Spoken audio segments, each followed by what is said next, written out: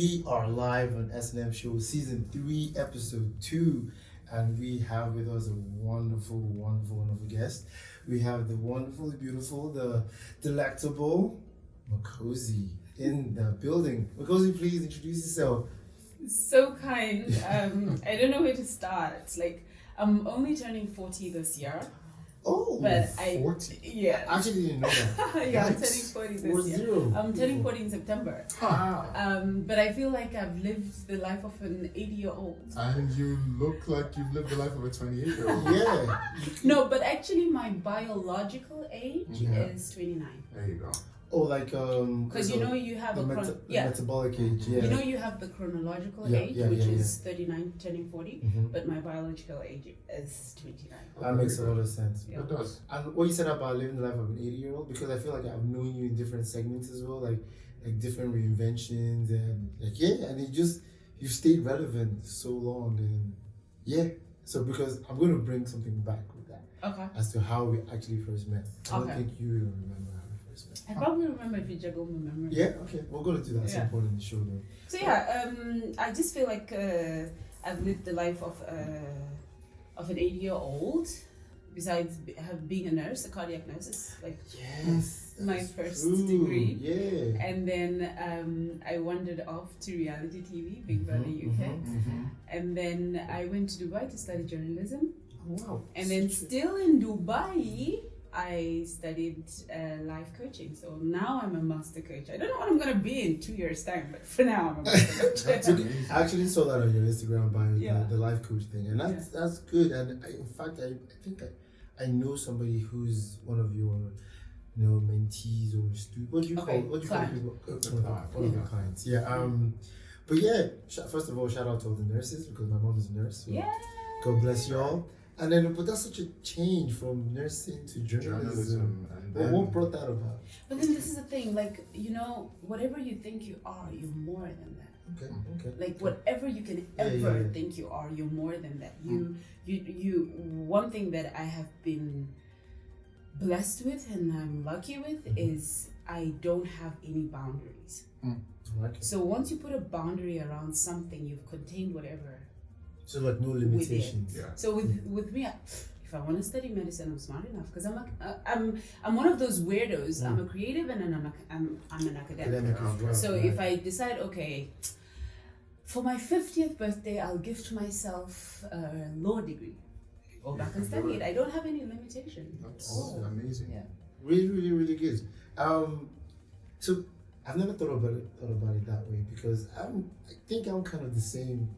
My interest can change quite a bit as well. Yeah. Like I had a scientific background as well, and then I moved into fitness. And people always ask like, how did two things come about? But I feel like I can juggle the two things as well. Yeah, I'm in many ways similar. My work is very regimented. It's we do with a lot of statistics, analytical stuff. But in my private life, I'm the complete opposite. I love my music. I love my film. Stuff like that. So I get it. I really do. And funny enough, this morning I was thinking about a possible extra feather in my cap. I was thinking, maybe I should go do that strategic studies degree I've been thinking about. Because you're not sure anything like. When you look in the mirror and you say, I am a doctor, you have limited yourself. If you look in the mirror and say, I am a lawyer, you have limited yourself. I look at myself in the mirror and I say, I am. Yeah. That's it. I think once you add that A, that's where that's it. So I just look in the mirror and I'm like, I am. And I think, are you both Christians? Yes. I think, the Bible is a quantum document in the sense that it is not what it seems and it is what it seems. In the sense that when God said to Moses, go to Pharaoh and say, I am sent, he was programming us to say, you are. Who sent you? I am. So, like, if you get that. You know what I mean? So, like, I don't limit myself to anything. I know that at the moment I'm Africa's #1 life coach. Because nobody has my experience. Amazing. Yeah. From reality TV to working with the BBC, Sky News, to cancer, oh my God. And then now I'm coaching. I'm like, who has that? I want us to pick on a few of those things. Because you're South African, right? Mm-hmm. South African, and you've lived quite some time in the UK, some in Nigeria, and then can you tell us a bit about your cancer experience? Because I saw that on Instagram. Where do we start? Okay, yeah. It's one of your pictures, and there's a long caption with it, and I mean, you kind of pretty much put it all there. Yeah. I think, but is it okay for us to go into this? Yeah. Okay. Yeah. Okay. So just pick a point. Maybe from when you found out. Yeah, or when it's one of those things that I imagine there was before and there was after. Yeah. What was your before like? My before, I feel like I'm living a second life. I feel like I'm Makosi the second. Oh, 2.0. Because the mastectomy, the chemotherapy, the radiation seemingly took away so much. So I woke up one morning, I look in the mirror, and I can't recognize myself. I'm like, so who are you? That's when I got the understanding that I am. I've always been, but that's when I got the understanding that I am. So I looked in the mirror and I'm like, so who are you? You're now one breast short. So we can't call you the page 3 girl. You can't be, you're not the conventional sexy. Yeah. I think that was the hardest part of my journey. The hardest part of cancer for me was not fighting it. It was after survival, I had to find myself. Wow. Like your identity. Yeah. It's almost, okay. Cancer changed my identity. The morning I woke up after the mastectomy, I looked in the mirror and it felt like cancer stole my identity. But 3 years later, 2.5 years later, it feels like it just changed my identity. Like I like who I am now. Yeah. I mean, I liked who I was then, but I like me now. I'm more thoughtful. Yeah. Okay. I'm more, because I have had to understand that I'm more than a body. I'm more than my breast. I'm more than, so yeah, I'm more thoughtful to life. Even I'm thoughtful with my food. I'm thoughtful with my makeup. I'm thoughtful with I'm forced to be thoughtful because I don't want to poison myself. So how you do one thing is how you do everything. So if you're thoughtful with your food, if you're thoughtful with your fitness, you're just going to be thoughtful with everything. You're going to be thoughtful with conversation. You're going to be thoughtful with everything else. So I feel like cancer was the gift I needed at 37 to power me for the next 37 years of my life. Amazing. Thank you so much for sharing that, because I can't even begin to imagine what kind of mental conflict was going on, looking in the mirror, saying, asking yourself, who am I? Yeah. Because I mean, it feels silly even bringing this up, because I had an episode last year that gave me a little bit of that, jolt too, because he knows about it. I don't know my face now. So I've never had, when everybody was having puberty issues, acne and stuff, I never had it. School, and I always took my face for granted, just my skin, let me say. And then July last year, I had this breakout from nowhere, and I looked like I had chicken pox, but just on my face. And for the longest time, I couldn't recognize myself. So I would look in the mirror, I would touch my face, and I'd feel bumps everywhere. And you were wearing hats all the time. All the time. Are you kidding me? I felt like talking to people. People were just looking at my face, and it was such a struggle for me. So I'm really trying to even imagine what it must have been like for you. And you're a powerful person. Man. But then that's the thing. We don't realize how much our lives are hinged on our identity. Yeah. Like what you call yourself is going to program your life. It's going to program your finances. Yeah. It's going to program like your identity programs everything. So looking in the mirror and not identifying myself, but what that did is with the chemotherapy stripping my hair. I remember one morning. I think one of the scariest things for me when I found out I had cancer, I was like, shit, my hair's gonna fall off. Sorry for swearing. Oh, you can swear on the show. Oh, okay. We've been trying to be nice for years. I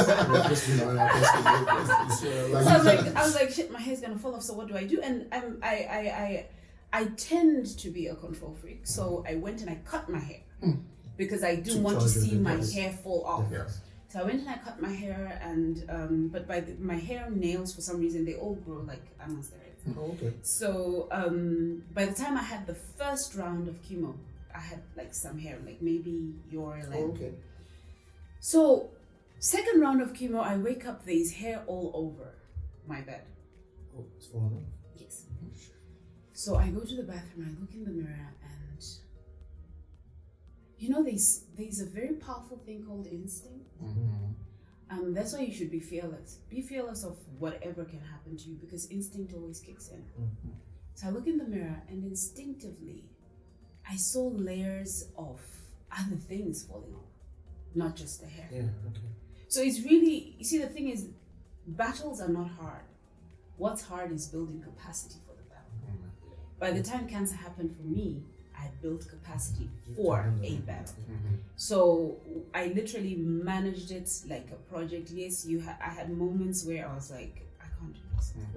Like, because my mind was not prepared for the nausea. My mind was just not prepared for, I'd read about it, but my mind was not prepared for it playing out. So when it started playing out, I had my weak moments. However, I think the most powerful thing I have is my mind. My mind was like, you know what? There you go. If it's gonna take 3 days, if it's gonna take 3 months, it's gonna take 3 years, you're gonna bust this. Like, you know, Caroline Flake, the girl who just said, like, is that what it was? Because it just kept on saying she passed. This is the thing. I'm guessing that's what. She did commit suicide. And Caroline, may her soul rest in peace, did not go through half of what I went through when I was on Big Brother. So when I saw the news, I was like, thank you, Lord. How did I not kill myself? Give me this, right? Wow. Yeah. Like, how did I, because sometimes you see how strong you are in retrospect. You might think you were wearing the hats, you're wearing the caps, but you did not realize how strong you were in the moment to just live through it, you know? So, man, I'm strong. I know that. Yeah, that's amazing. 100%. I know that. And about the things falling away, we were talking earlier about how we limit ourselves. I am a this, I am a that. Yeah. And our existence, because our senses, how we experience the world is so tied in with physical functions, eyesight, taste, all that. Yeah. It's very easy to feel like you are your body. But you're, like you said, you're more than You're that. much more than that. There's an essence and a soul in there that is that controls the body. Yeah. So it's I had a similar experience, not quite nowhere near as serious as what you went through. But I had a car accident and I lost the use of my right hand for 6 months. But that's huge. Yeah, but it's not that. Yeah. No, you see, this is sorry to interrupt you, but I think the reason why cancer is killing more people today is we've made it bigger than it is. Yeah. I think. The big C. Yeah. We've just made it bigger than it is. So the minute the doctor said to me 50-50 chances, I decided to be on the positive 50. Was that to live or to keep the breast? To live. Yeah. We might not be able to save you. Because I had 2 surgeries. Okay. I had the first one that cut into the cancer and the cancer got angry. So it started spreading like that. Yeah. So they're like, we need to chop the thing off, So what I'm just saying is, you might think, oh, my hand's not working, it's not as big as cancer. Look, it's probably bigger than cancer. It's actually probably bigger than cancer. Surviving you, are you right-handed? I'm right-handed, yeah. And then it didn't work for 6 months. How were you brushing your teeth? I might use my left hand. But was that easy? No, it wasn't. There you go. So what makes you think it was not a big deal?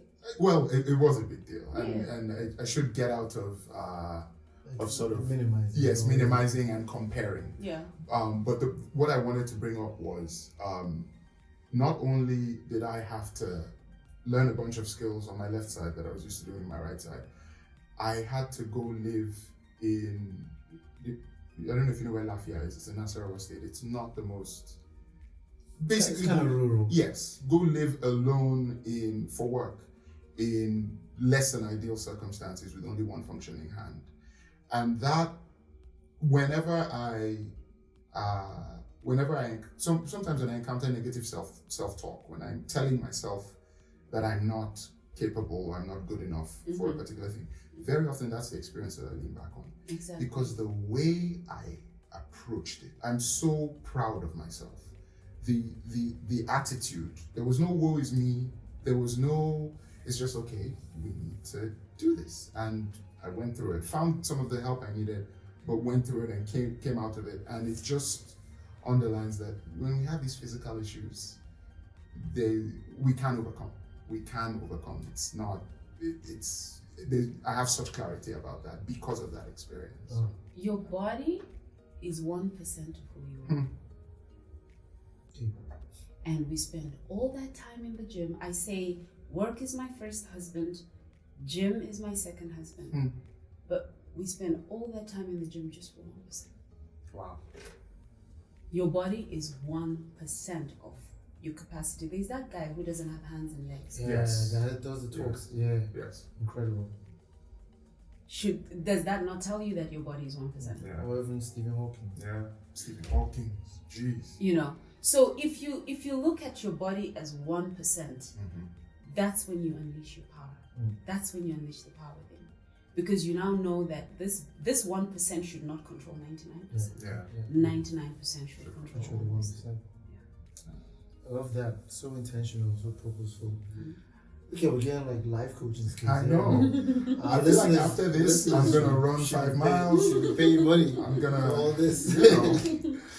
Amazing, thank you. So I was gonna say about where we first met, because we actually met in the UK. In High Wycombe? In High Wycombe. Yeah. Yeah, in Time. The club. Time, the club, The yes. club. Oh my God, So, the you remember Time, right? Oh Yeah. my God. So a couple of my college friends lived in High Wycombe, so I'd come to High Wycombe, and then you were like the special guest at Time. Yeah. That night, so I came. Makosi, yeah. So we met. Then obviously, I was one in 1,000 people. Yeah. But then I came to Nigeria. Then you were here. Yeah. Oh, wow. I think I came here to the gym, right? Yeah, you did. To do there was a And did you know? No, This is just. no. Oh my I gosh. remember. Yeah, I And love then this. you were on the second floor, and then you started doing the cold compressed juices. Yes. Then we had that in here. So we've kind of No, just. but then if you look at life, Yeah. right? You know, people think, I like it when people say, the world is such a small place. You are the world. Yeah. You are your whole world. Yeah. You know, when you say to a girl, I will give you the world, you don't necessarily mean Yeah, America yeah. and whatever. You are the world. So you will always attract to you who you are. Yeah, true. So having met in High Wycombe, you saw who you were in me. Does that make sense? I get it. No, 100%. Yeah. So you will always attract who you are. That's why I say to people in my coaching sessions, I've not really started taking one-on-one Okay. to protect myself from people who, I just want to be coached by Makosi from Big Brother, and they'll pay anything, and then they'll come and then they'll waste my time, you know. So what I do is exactly. So I do mostly workshops, right? Okay. And I always say to girls, do we have any single girls in here? And, you know, you have girls. Yeah. And I say, okay, so write down 10 things you want in a man. And the last girl wrote, she was about the money, which is okay, which is okay, because that's her value system. So she's like, oh, financially this, financially this, financially that. And she's like, one of them was financial freedom, a guy who has financial freedom. And I said, do you have financial freedom? Then she's like, not yet. And I'm like, so you're not going to attract a guy with financial freedom because you attract to you who you are. If you pretend to be something else and you attract who you if you pretend to be something else, you will attract someone who is pretending to be something else. As well.